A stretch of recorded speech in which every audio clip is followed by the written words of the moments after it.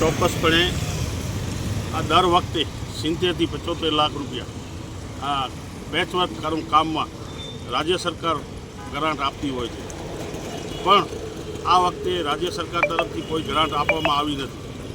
આના કારણે આજે ભુજ શહેર એક ખાડા નગરી બની ગઈ છે કે ખરેખર ધારાસભ્ય અને સંસદ સભ્યને રીસર્ફેસિંગના કામ માટે જે ગ્રાન્ટની માંગણી કરવી જોઈએ સરકાર પાસે, એ લોકો આજ દિવસ સુધી નથી કરી. એને પરિણામે ભુજ શહેરની પ્રજાનો વારંવાર રજૂઆતો અકસ્માતો થયા કરે છે. પણ પહેલે તો તમે જોઈ શકો છો કે જે નામ આપવામાં આવ્યું હતું ભુજ શહેરને ગટર નગરી, હવે ખાડા નગરી પણ લોકો કહેવામાં ચાલુ થઈ ગયા છે. તો આવી પરિસ્થિતિમાં એક બાજુ તમે જોઈ શકો છો કે સફાઈના નામે આખો મહિનો છે જ્યારે ભુજમાં, બીજો સાંસદશ્રી અને મેં કાલે કલેક્ટરશ્રીને તમામને લેખિતમાં પણ આપ્યું છે કે આ રેલવે બ્રિજ આશાપુરા નગરનો 12 માસ પાણીથી ભરેલું હોય છે, એને ખાલી કરવા માટે રેલવે તંત્ર કોઈ પણ દરકાર લેતું નથી અને નગરપાલિકા પણ હાથ ઊંચા કરી લે છે કે આ અમારું કામ નથી, આ રેલવેનું કામ છે.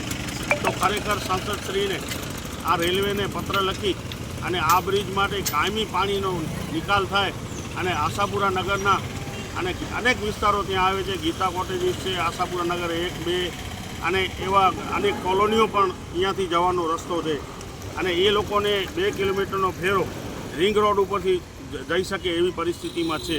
તો ખરેખર આ લોકોને તાત્કાલિક આશાપુરા નગરના બ્રિજનો કાયમી ઉકેલ લાવી અને પાણીનો નિકાલની વ્યવસ્થા કરવી જોઈએ, પણ આજ દિવસ સુધી આ લોકો નથી કરી શક્યા. આવી જ રીતે સફાઈ તમે જુઓ, જ્યાં જુઓ ત્યાં તમને કચરાના ઢગ મળશે. 70 લાખ રૂપિયા કચરા પાછળ ખર્ચ થતું હોય અને ભુજ શહેર ગંદકીથી જ્યારે ઉભરાતું હોય, તો ખરેખર હું એમ કહું છું કે આ ભારતીય જનતા પાર્ટીના 5 વર્ષના શાસનનો આ હવે 2 મહિના રહીને પ્રજા જવાબ માંગશે.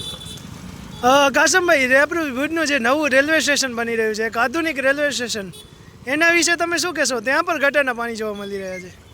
આ છેલ્લા 3 વર્ષથી રેલવે સ્ટેશનની હાલતમાં તમે જોઈ શકો છો કે આજે વિદેશી પ્રવાસીઓ, કરોડોના પ્રવાસીઓ પછી માતાના માળ હોય, હાજીપીરની દરગાહે જતા હોય ને હાલે તો લગ્નગાળાની સિઝન છે, એમાં પણ પ્રવાસીઓ અને માણસો આવતા હોય.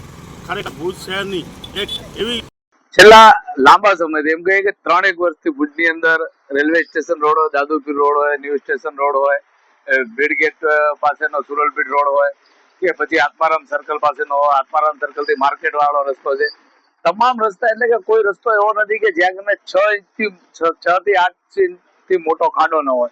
અને આ ખાડાઓના કારણે પરિસ્થિતિ એવી નિર્માણ પામી છે કે છેલ્લા ઘણા સમયથી લોકો નાના મોટા અકસ્માતો થઈ રહ્યા છે અને એટલી હદે ગટરના પાણી વહી રહ્યા છે, એટલી હદે વરસાદના પાણી એ ખાડાઓમાં ભરેલા હોય છે, જેના કારણે પ્રજા હાલાકી ભોગવી રહી છે. બીજી બાજુ જોવા જઈએ તો નગરપાલિકા તંત્રએ આ બાબતે 2 વખત વાત કરી કે ભાઈ સરકારે મંજૂરી આપી દીધી છે અને નવું જે છે રોડ બનાવવાના છે, તો એના બાબતે હજી સુધી કોઈ કાર્યવાહી નથી થઈ. એક સારું લગાડવા માટે રણ ઉત્સવમાં જે આત્મારામ સર્કલ થી આગળનું જે સર્કલ છે ત્યાં કને એમણે સારું સુશોભિત કરી નાખ્યું છે, નવો પુલ બનાવી નાખ્યો. બાકી અંદરની સાઈડમાં, શહેરની અંદરની સાઈડમાં આજે પણ વિકાસનો ક્યાંય જન્મ થયો એવું દેખાતું નથી. બીજી બાજુ જોવા જઈએ તો ગટરના પાણી એટલી હદે દરેક રોડ રસ્તા ઉપર વહી રહ્યા છે, લોકો એનાથી હાલાકી ભોગવી રહ્યા છે.